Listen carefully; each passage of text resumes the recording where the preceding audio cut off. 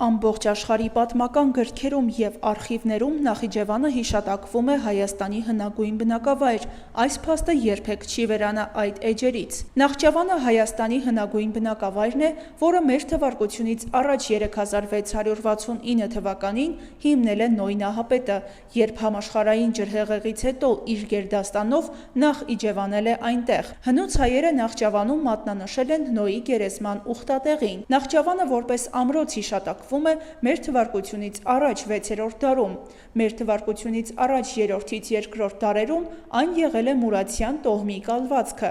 Արտաշեսյանների և Արշակունիների ժամանակ միացվել է Արքունի կալվածներին։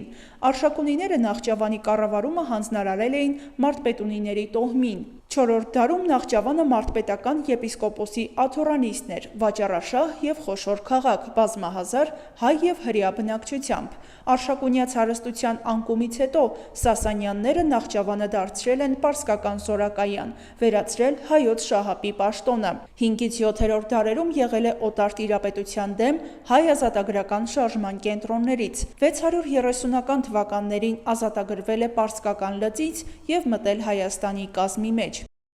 654 թվականին արաբական նվաճողները գրավել են Նախճավանը, սակայն 655 թվականին բյուզանդական զորքի աջակցությամբ հայերն ազատագրել են այն և պահել մինչև 7-րդ դարի վերջը։ Հայերի դիմադրությունը թուլացնելու նպատակով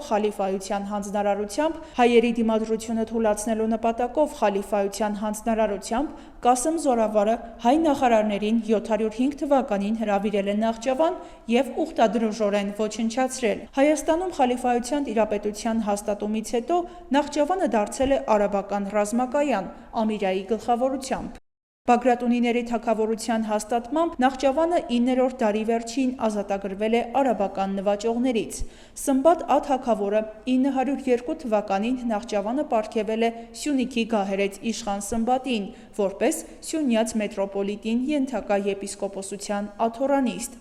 10-ից 11-րդ դարերում Նախճավանն ապրել է աննախընթաց վերել, կոչվել առաջին հոյակերպ և հռչակավոր մայրաքաղաք։ Իսկ եվրոպացի 13-րդ դարի ուղեգիր Ռուբրուքի վկայությամբ Նախճավանն ուներ 80 եկեղեցի, որոնցից շատերը 12-ից 13-րդ դարերում կործանվել են սելջուկյան թուրքերի և թաթար-մոնղոլների արշավանքների ժամանակ։ Սելջուկյան թուրքերի նվաճումներից հետո Նախճավանում առաջին անգամ հաստատվել է թուրքական տարրը։ Նվաճողները Նախճավանը դարձրել են Ելդկուսյանների ամիրայության կենտրոն։ 1211 թվականին հայ-վրացական զորքերն ազատագրել են Նախճավանը և ճանաչել օրբելյանների իշխանությունը։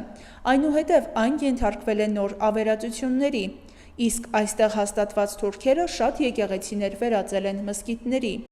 Սեֆյան Իրանի տիրապետության ժամանակ Նախճավանը կառավարել է շահի կուսակալը։ 1604-ից 1605 թվականներին պարսից շահ Աբբաս առաջինը Նախճավանի հայ բնակչության զգալի մասին բռնի գաղթեցրել և բնակեցրել է Իրանում։ 1720-ական թվականներին Դավիթ բեկի ուժերն ազատագրել են Նախճավանը, բայց 1730-ական թվականներին այն վերստին անցել է նվաճողների գերիշխանության ներքո, դարձել Նախիջևանի խանության կենտրոնը։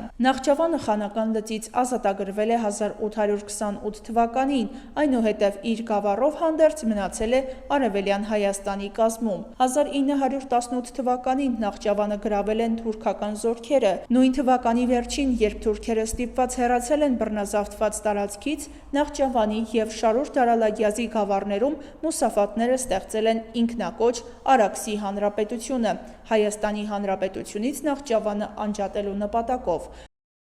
Նախճավանում և նրա գավառում սկսվել են հայ-թուրքական ջարդեր։ 1919 թվականի հունիսի վերջին հայկական ուժերն ազատագրել են Նախճավանը։ Արաքսի հանրապետությունը դադարել է գոյություն ունենալուց։ 1920 թվականի հուլիսին Նախճավանում հաստատվել են խորհրդային կարգեր։ 1921 թվականին Մոսկվայի և Կարսի խորհրդաթուրքական պայմանագրով Նախճավանը համանուն գավառի և այլ տարածքների հետ անջատվել է Հայաստանից և որպես ինքնավար տարածք անցել խորհրդային Ադրբեջանին։ 1924 թվականի փետրվարից Նախիջևանի ինքնավար հանրապետության մայրաքաղաքը։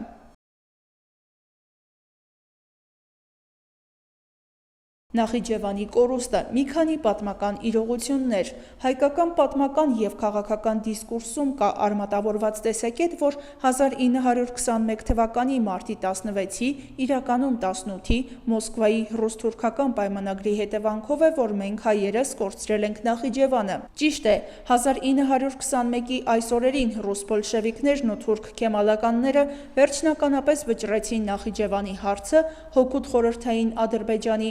սակայն իրականություն է նաև, որ մենք հայերս Նախիջևանը կորցրել էինք դեռ 1.5 տարի առաջ, 1919-ի հուլիսին։ Պատմական տեղեկատու. հայկական լեռնաշխարհի ամենահայկական տարածքներից մեկը եղել է Նախիջևանը, որը փաստացի Արարատյան դաշտի շարունակություն է։ 1800-ականների առաջին տասնամյակներում Ռուսաստանը Պարսկաստանից գրավեց Արաքսի ձախ ափի տարածքները, Անդրկովկասը։ 1828-ին ռուսները ստեղծեցին հայկական մարզը, որի մեջ ներառվեցին Պարսկաստանի տիրապետության տակ գտնված երկու խանությունները՝ Երևանի և Նախիջևանի։ 1831 թվականի տվյալներով մարզի 5 խոշոր բնակավայրերից 3-ը Նախիջևանում էին։ Նախիջևանը 5470 բնակիչ, Օրդուբադը 3444 և Ջահրին 1880 հոգի։ Մյուս երկու խոշոր բնակավայրերն էին Երևանը 11920 հոգի, որը մարզի խոշորագույն բնակավայրն էր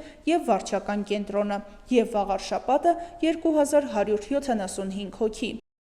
Մինչև 1921 թվականը Նախիջևանը երբեք մաս չի կազմել այն նահանգների, որոնց տարածքում հետագայում 1918-ի կեսերին պետք է հռչակվեր Ադրբեջանը։ Հակառակը, Նախիջևանը սկսած հայկական մարզից մինչև 1918-ը միշտ մաս է կազմել այն նահանգների, որոնց տարածքում հիմնադրվեց Հայաստանի Հանրապետությունը 1918-ին։ Ճիշտ է նաև, որ 1828-ից մինչև 1921 թվական, երբ Նախիջևանը դե յուրե և առաջին անգամ դրվեց խորհրդային Ադրբեջանի տիրապետության տակ, Նախիջևանում հայերը երբեք մեծամասնություն չեն կազմել։ 1897 թվականին ռուսական կայսրության առաջին և վերջին մարդահամարի համաձայն Նախիջևանի գավառում հայերի թիվը 34,4% էր, կովկասյան թաթարներինը, այն է ադրբեջանցիներ, 63,7%։ Նախիջևան գավառի բնակչության ընդհանուր թիվը 100,771 էր։